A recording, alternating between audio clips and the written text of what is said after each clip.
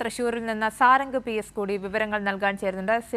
സാരംഗ്, എങ്ങനെയാണ് തൃശ്ശൂരിലെ ഒരു സാഹചര്യം? നിലവിൽ മഴ ഇപ്പോഴും തുടരുകയാണോ?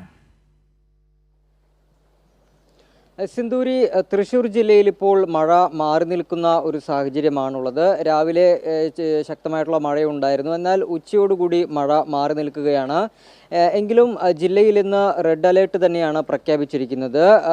ഈ ഗുരുവായൂർ ഭാഗത്താണ് പ്രധാനമായും തൃശ്ശൂർ ജില്ലയിൽ വെള്ളം കയറിയത്. മമ്മിയൂർ ഭാഗത്ത് ആ പ്രധാന റോഡുകളിൽ, ഗുരുവായൂർ ക്ഷേത്രത്തിലേക്ക് പോകുന്ന പ്രധാന റോഡുകളിൽ വലിയ രീതിയിൽ വെള്ളം കയറിയിട്ടുണ്ട്, വെള്ളക്കെട്ട് അനുഭവപ്പെടുന്നുണ്ട്. നിരവധി വ്യാപാര സ്ഥാപനങ്ങൾ ഉൾപ്പെടെ പ്രവർത്തിക്കുന്ന ഒരു സ്ഥലം കൂടിയാണ് മമ്മിയൂർ. അവിടെയാണ് ഇപ്പോൾ നിലവിൽ വെള്ളക്കെട്ട് രൂപപ്പെട്ടിരിക്കുന്നത്. അതോടൊപ്പം തന്നെ അതുവഴിയുള്ള ഗതാഗതം തടസ്സപ്പെട്ടിട്ടുണ്ട്. നിരവധി സ്വകാര്യ ബസ്സുകൾക്കുൾപ്പെടെ യാത്ര നടത്താനാകാതെ കുടുങ്ങിക്കിടക്കുന്ന അവസ്ഥയാണ്. അതോടൊപ്പം തന്നെ കാറുകളും ഇത്തരത്തിൽ മുന്നോട്ട് പോകാനാകാതെ കിടക്കുകയാണ്. തൃശ്ശൂരിൻ്റെ വിവിധ ഭാഗങ്ങളിൽ ചെറിയ രീതിയിലുള്ള വെള്ളക്കെട്ടും അനുഭവപ്പെട്ടു തുടങ്ങി എന്നുള്ളതിൻ്റെ റിപ്പോർട്ടുകൾ ഇപ്പോൾ പുറത്തു വരുന്നുണ്ട്.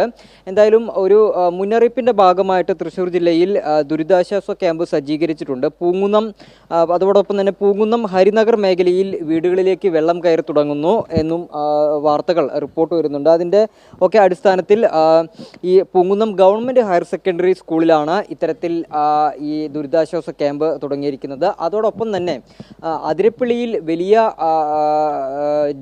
രീതിയിലാണ് അതിരപ്പള്ളി വെള്ളച്ചാട്ടത്തിൽ വലിയ രീതിയിലാണ് ജലം കുതിച്ചു ചാടുന്നത്.